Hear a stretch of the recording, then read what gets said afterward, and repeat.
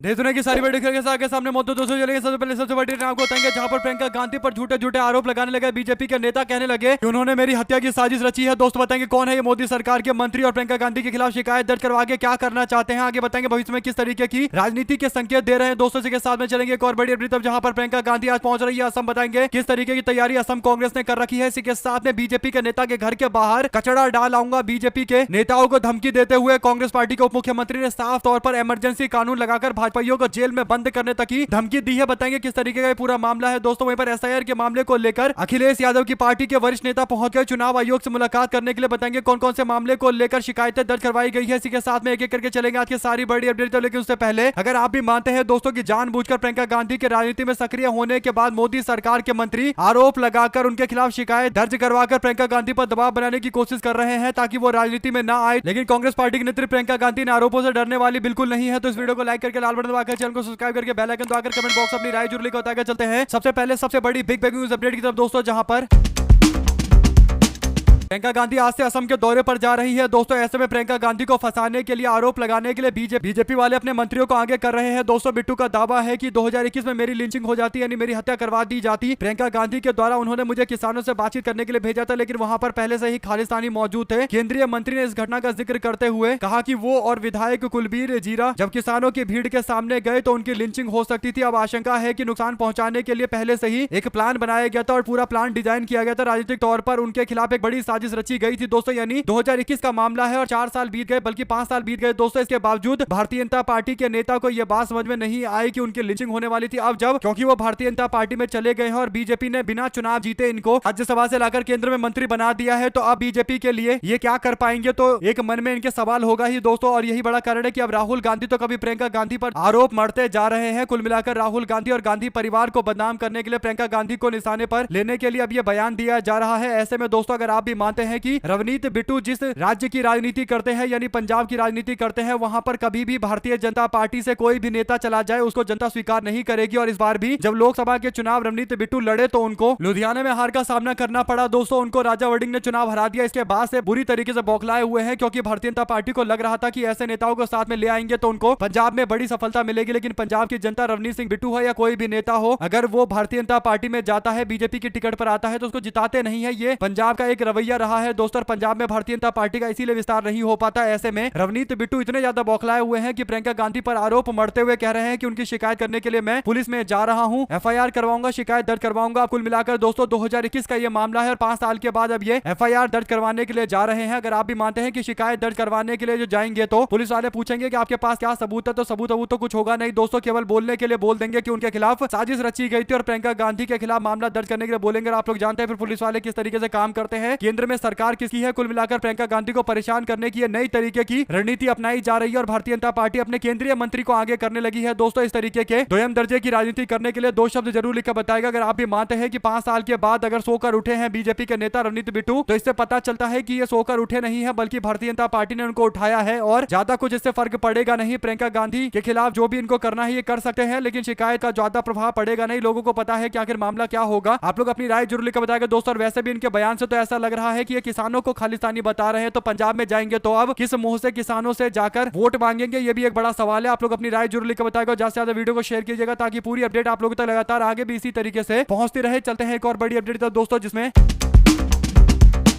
बेंगलुरु के अंदर कूड़े कटकट को लेकर लगातार सवाल खड़ा किया जा रहा है। बीजेपी के नेताओं के द्वारा कहा जा रहा है कि वो डीके शिव कुमार के घर के बाहर जाकर पूरा का पूरा कूड़ा उड़ेल देंगे, डाल देंगे और विरोध जताएंगे कि बेंगलुरु के अंदर साफ सफाई नहीं हो रही है। इस पर डीके शिव कुमार ने बीजेपी वालों को धमकाया है। दोस्तों डीके शिव कुमार कहते हैं कि बीजेपी के नेता अगर इज्जत से पेश आते हैं तो ठीक है, अगर नहीं तो फिर उन सबके ऊपर मैं ESMA लगा दूंगा यानी एसेंशियल सर्विस मेंटेनेंस एक्ट लगा दूंगा और मैं कोई रहम नहीं दिखाऊंगा, पक्का करूंगा और कचरा उनके घर के सामने ठीक डलवा दूंगा। मैं वही कचरा ले जाकर बीजेपी के कार्यालय के पास भी जाकर डलवा दूंगा और बीजेपी के नेता आर अशोक के घर के बाहर और विजेंद्र के घर के बाहर भी डालकर आ जाऊंगा। कुल मिलाकर दोस्तों भाजपाई कूड़े की राजनीति करने के लिए डीके शिव कुमार को धमकी देते हुए कह रहे हैं कि आपके कार्यालय आपके घर के पास जाकर हम कूड़ा फेंक देंगे। तो इसके बाद अब डीके शिव कुमार की ओर से कहा गया कि भाजपा वालों को कूड़ों पर राजनीति बंद करनी चाहिए और सही तरीके से बातचीत करनी चाहिए, सारे मुद्दे सॉल्व हो जाएंगे। लेकिन ये कहना कि घर के पास आकर कूड़ा फेंक दूंगा और धमकाना ये बर्दाश्त नहीं किया जाएगा। अगर आप भी मानते हैं दोस्तों की सरकार से अगर कोई दिक्कत है तो भाजपा वाले उनसे मुलाकात करें। डीके शिव कुमार वैसे भी प्रॉब्लम को सुनते हैं दोस्तों, मुद्दों को सुनते हैं, लेकिन अगर उनको धमकाया जाएगा तो जरूर फिर डीके शिव कुमार वही करेंगे जो भारतीय जनता पार्टी के लोग पूरी तरीके से डिजर्व करते हैं। दो शब्द जरूर लिखकर बताएगा। चलते हैं एक और बिग ब्रेकिंग न्यूज अपडेट की तरफ दोस्तों, जिसमें एसआईआर में गड़बड़ी के मामले को लेकर नया मामला सामने आया। दरअसल खबर यह है कि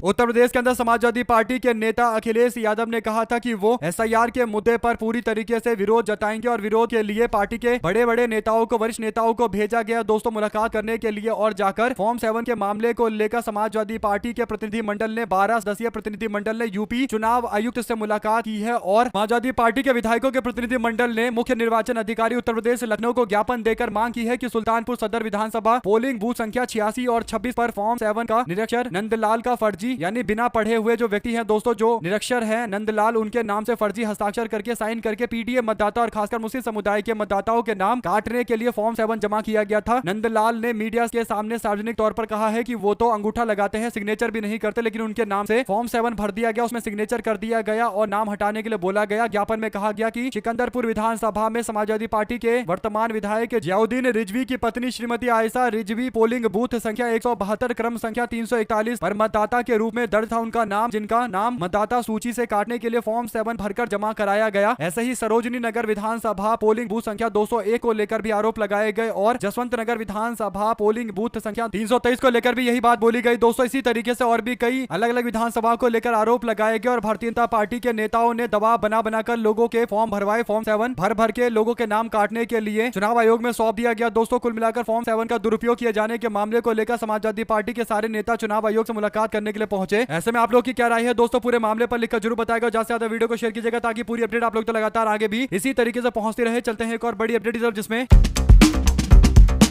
पंजाब के भटिंडा के अंदर पिछले साल गिरफ्तार किए गए 2 किसानों की रिहाई की मांग को लेकर बुधवार को किए जा रहे प्रदर्शन के दौरान पुलिस कर्मियों पर कथित तौर पर पथराव के बाद पुलिस ने किसानों पर प्रदर्शनकारी समूह पर नियंत्रण करने के लिए आंसू गैस के गोले दाग दिए और अधिकारियों ने जानकारी दी दोस्तों। अधिकारियों ने बताया कि प्रदर्शन कर रहे कई किसानों को हिरासत में ले लिया गया। उन्होंने बताया कि भारतीय किसान संघ यानी BKU एकता उग्राहा के बैनर तले किसान जोयोंद के गाँव में भारी संख्या में किसान इकट्ठा हुए थे और भटिंडा जिला प्रशासन परिसर में विरोध प्रदर्शन कर रहे थे। तब प्रशासन के साथ में तीखी नोकझोंक हो जाती है। इसके बाद मामले को जैसे जैसे शांत करवाया जाता है दोस्तों। भटिंडा के पुलिस अधीक्षक ज्योति यादव बैस ने बताया कि भीड़ छतों पर से पुलिस के ऊपर पथराव करती रही। आक्रामक भीड़ को नियंत्रण करने के लिए आंसू गैस के गोले भी दागे गए। कुल मिलाकर दोस्तों किसानों का आंदोलन लगातार जारी है। जो गिरफ्तारियां हुई थी उसे लेकर जो बीजेपी सरकार से बात हुआ था तो कहा गया था कि केस वापस हो जाएंगे और केस वापस भी नहीं हुआ। MSP पर लीगल गारंटी का जो दावा किया गया था वो भी पूरा नहीं किया गया। ऐसे में आम आदमी पार्टी की पंजाब सरकार और केंद्र की बीजेपी सरकार दोनों को लेकर किसानों की नाराजगी खुले तौर पर देखने को मिल रही है। किसानों ने दावा किया कि भटिंडा के जिला प्रशासन परिसर के बाहर शांतिपूर्ण प्रदर्शन कर रहे थे। पुलिस ने तब रोकने का प्रयास किया, तब मामला जाकर बिगड़ गया। अब उम्मीद करते हैं कि जल्द से जल्द शांति स्थापित की जाएगी दोस्तों। कुल मिलाकर काफी गंभीर ये मामला है। आप लोग अपनी राय जरूर लिखकर बताएगा। ज्यादा से ज्यादा वीडियो को शेयर कीजिएगा। चलते हैं एक और बिग ब्रेकिंग न्यूज अपडेट की तरफ जिसमें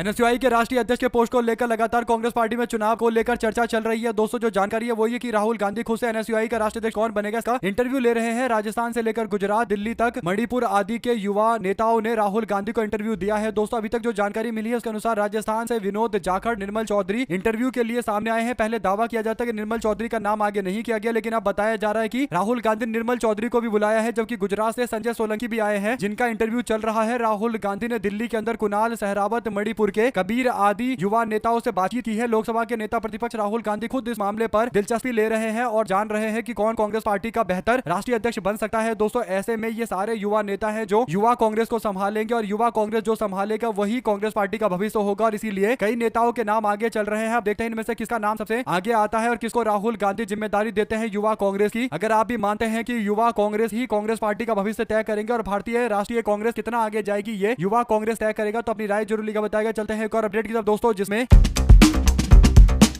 बाबरी मस्जिद को लेकर बीजेपी के नेता दावा करते हैं कि बांग्लादेश से फंड आ रहा है। बाबरी जैसी मस्जिद के लिए बांग्लादेश से आई है फंडिंग। शुभेंदु अधिकारी ने हुमायूं कबीर पर लगाए हैं गंभीर आरोप। आपको बता दें कि पश्चिम बंगाल की राजनीति में मस्जिद निर्माण को लेकर नया विवाद खड़ा हो गया है। शुभेंदु अधिकारी ने आरोप लगाया कि जनता यूनियन पार्टी यानी JUP के संस्थापक हुमायूं कबीर ने बाबरी मस्जिद के मॉडल पर बन रही मस्जिद के 50% फंडिंग बांग्लादेश से जुटाई है। जबकि कबीर ने इन आरोपों को पूरी तरीके से निराधार बताते हुए पलटवार किया है। पश्चिम बंगाल विधानसभा में नेता प्रतिपक्ष अधिकारी ने दावा किया है कि शुभेंदु अधिकारी ने कि पिछले 28 सितंबर को 2025 में बांग्लादेश गए थे और वहां पर एक सप्ताह रहकर मस्जिद निर्माण के लिए इन्होंने पैसा जुटाया। उसके बाद पैसा लेकर ये बांग्लादेश से बंगाल आ गए और उसके बाद बाबरी मस्जिद बनाने के लिए पैसे का इस्तेमाल कर रहे हैं। सवाल सबसे बड़ा यह है दोस्तों कि बांग्लादेश गए और बांग्लादेश से पैसा लेकर आ गए और अमित शाह को पता भी नहीं चला। अमित शाह के अंदर जो एजेंसियां आती है, अंतर्गत जो एजेंसियां आती है, उनको नहीं पता चला, तो बीजेपी के नेता को कैसे पता चल गया? अगर आप भी मानते हैं कि चुनाव से पहले ये आरोप प्रत्यारोप तो होते ही रहेंगे और बीजेपी वाले जानबूझकर जेयूपी पार्टी के नेता हुमायूं कबीर को टारगेट करेंगे दोस्तों, क्योंकि हुमायूं कबीर मुस्लिम नेता है और भारतीय जनता पार्टी को फायदा मिलेगा अगर हुमायूं कबीर बीजेपी के कुछ खिलाफ बोलेंगे दोस्तों, और दोनों मिलकर कहीं ना कहीं ममता बनर्जी के वोट बैंक में सेंधमारी करने की भी कोशिश करेंगे। अपनी राय जरूर लेकर बताएगा, ज्यादा से ज्यादा वीडियो को शेयर कीजिएगा। चलते हैं एक और बड़ी अपडेट तक, जिसमें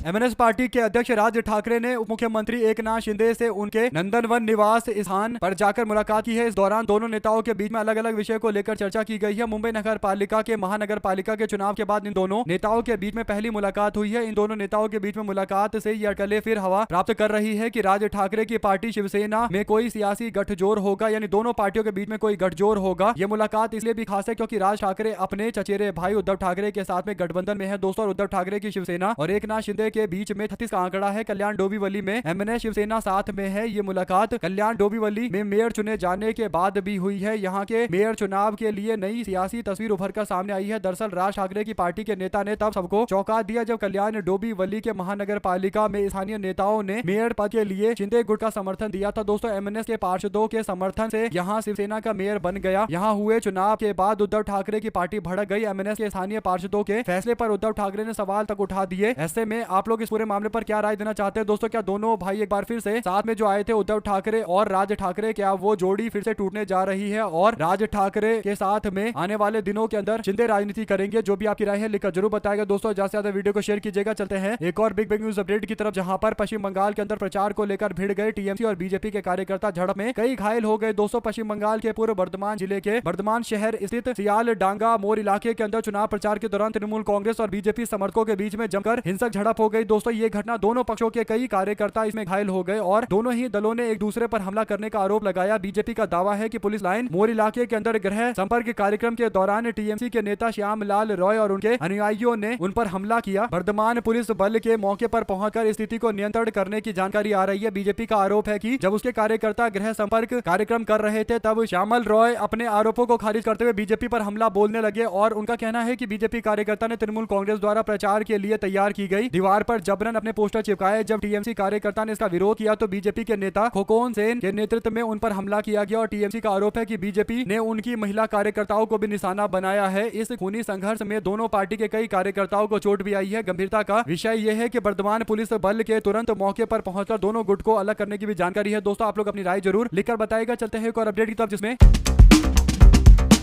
दिल्ली में मेट्रो यात्रियों के लिए एक बुरी खबर आई है दोस्तों। दरअसल भारत मंडपम के अंदर जो कार्यक्रम हुआ था, एआई समिट का जो कार्यक्रम चल रहा है वो 20 तारीख तक, बल्कि एक दिन और बढ़ा दिया गया है, 21 तारीख तक होगा। लेकिन सुप्रीम कोर्ट मेट्रो स्टेशन पर लोग उतरकर भारत मंडपम जाकर एआई समिट में, इंपैक्ट समिट में शामिल होने की कोशिश कर रहे थे और यहीं से नजदीक भी पड़ता है। तो अब डीएमआरसी यानी दिल्ली मेट्रो रेल कॉर्पोरेशन की ओर से बताया गया है कि सुप्रीम कोर्ट मेट्रो स्टेशन को अगले आदेश तक के लिए बंद किया जा रहा है। यानी इतनी ज्यादा भीड़ आई दोस्तों और अव्यवस्था हो गई कि बीजेपी सरकार का पूरा तंत्र उन्हें संभालने में फेल हो गया। इसके बाद अब रेलवे स्टेशन को अगले आदेश तक के लिए बंद कर दिया गया है। कुल मिलाकर दोस्तों जो मैनेजमेंट है उस पर सवाल तो खड़े होंगे ही होंगे, क्योंकि लोग कितनी संख्या में आ सकते थे इस बात का आंकड़ा तो पहले ही पता होगा, क्योंकि पहले ही रजिस्ट्रेशन कराए जा रहे थे, लोगों को विजिटर कार्ड दिया जा रहा था और जब विजिटर कार्ड पता है कि कितने जारी किए गए तो पहले ही आंकड़ा पता चल गया होगा कि कितने लोग आ सकते हैं। ऐसे में दोस्तों जो तैयारियां हैं उसे लेकर गंभीर सवाल तो उठते ही उठते हैं और मेट्रो स्टेशन बंद करने का सीधा मतलब यह है कि बीजेपी सरकार हाथ खड़ा कर रही है कि अब मैनेजमेंट में उनके बस की बात नहीं है, इसीलिए लोगों को मेट्रो से यहाँ उतरने नहीं दिया जा रहा। आप लोग अपनी राय जरूर लिखकर बताएगा। चलते हैं एक और बड़ी अपडेट दोस्तों, जिसमें 10 राज्यों के 37 राज्यसभा की सीटों को लेकर चुनाव की घोषणा कर दी गई है। 16 मार्च को वोट डाला जाएगा और 16 तारीख को शाम 5 बजे के आसपास रिजल्ट घोषित कर दिया जाएगा। दोस्तों आपको बता दें कि महाराष्ट्र के अंदर 7 सीटें हैं जहां पर चुनाव कराए जाएंगे और साथ में रामदास अठावले की सीट है जो खाली हुई है। तो रामदास अठावले को क्या वापस भेजा जाएगा, एक बड़ा सवाल है। दूसरा, शरद पवार का भी कार्यकाल खत्म हो रहा है तो क्या उनको वापस से राज्यसभा भेजा जाएगा। उड़ीसा के अंदर ऐसी टोटल 4 सीटें खाली हो रही है दोस्तों। तमिलनाडु की बात करें तो यहाँ पर 6 6 सीटें खाली हो रही है, पश्चिम बंगाल के अंदर 5 सीटें खाली हो रही है, असम के अंदर 3 और बिहार के अंदर 5 सीटें खाली हो रही है, छत्तीसगढ़ में 2 और हरियाणा में 2 और 1 हिमाचल प्रदेश में 2, तेलंगाना में खाली हो रही है। अभिषेक मनु सिंघवी की भी सीट खाली हो रही है। ऐसे ही किरण चौधरी हरियाणा की जो नेत्री है दोस्तों, उनका भी सीट खाली हो रहा है। उपेंद्र कुशवाहा की सीट खाली हो रही है। अब देखना यह है कि ये सारे के सारे नेता क्या वापस से राज्यसभा जाएंगे या फिर इन लोगों का अब राज्यसभा जाना मुश्किल हो जाएगा। प्रियंका चतुर्वेदी महाराष्ट्र से राज्यसभा के कार्यकाल को पूरा कर रही है। आप लोग अपनी राय जरूर लिखकर बताएगा दोस्तों। इस पूरे मामले पर ज्यादा से ज्यादा वीडियो को शेयर कीजिएगा। चलते हैं एक और अपडेट की तरफ, जिसमें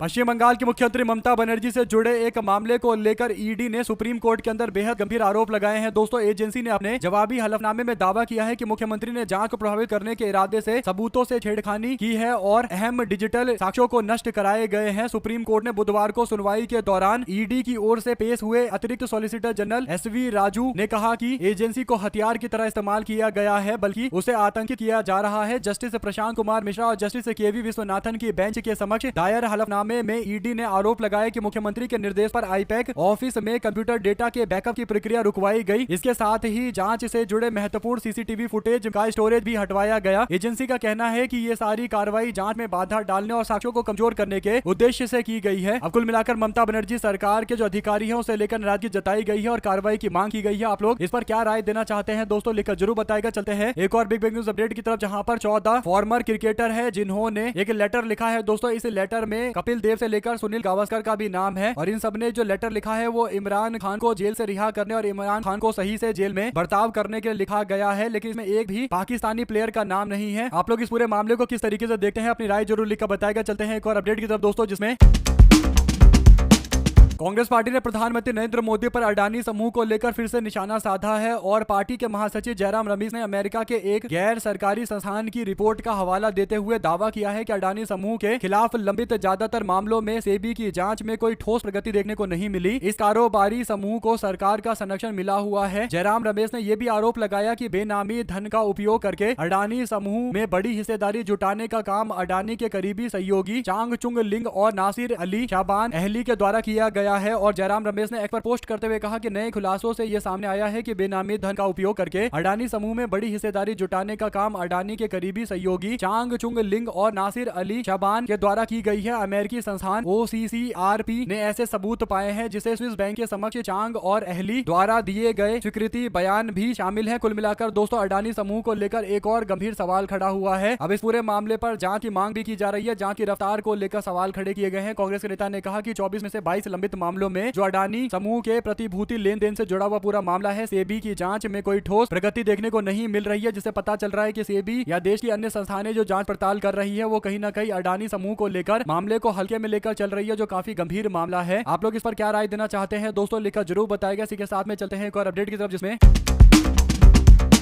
भाजपा के अध्यक्ष नितिन नवीन बुधवार को असम पहुंचे, जहां पर आगामी विधानसभा चुनाव की तैयारियों को लेकर चर्चा हुई। दोस्तों नितिन नवीन वोट बैंक की राजनीति का आरोप कांग्रेस पार्टी पर लगाते हुए कहते हैं कि असम के अंदर कांग्रेस पार्टी वोट बैंक की राजनीति कर रही है। राज्य चलाने के लिए उसके पास कोई नीति, इरादा और काबिलियत नहीं है। बीजेपी के नेता नितिन नवीन पहुंचे तो हैं दोस्तों असम के अंदर, लेकिन जो बयान बीजेपी के नेता दे रहे हैं, नितिन नवीन दे रहे हैं, उसे एक बात स्पष्ट हो गई है कि बीजेपी वाले असम के अंदर वोट बैंक की राजनीति का आरोप लगाएंगे। दोस्तों मुस्लिम समाज के साथ कांग्रेस पार्टी के जुड़ाव को खत्म करने की कोशिश करेंगे, क्योंकि सबको पता है कि असम के अंदर मुस्लिम समाज के लोग अगर एकजुट होकर कांग्रेस को वोट देंगे तो पूरी तरीके से चुनाव के नतीजे बदल जाएंगे, क्योंकि 33% से ज्यादा मुस्लिम आबादी है। ऐसे में आप लोगों की क्या राय है पूरे मामले पर दोस्तों? अगर आप भी मानते हैं कि असम के अंदर ये फिर से वही राजनीति करेंगे जो पहले तक करते आ रहे हैं और ज्यादा एग्रेसिव तरीके से, बीजेपी के नेता हिमंता बिस्वा शर्मा तो बोल ही रहे कि वो सांप्रदायिक राजनीति करते रहेंगे, तो आप लोग क्या राय देना चाहते हैं इस पूरे मामले पर दोस्तों? आपका क्या दावा है असम चुनाव के मद्देनजर, लिखकर जरूर बताएगा। चलते हैं एक और बड़ी अपडेट की तरफ, जिसमें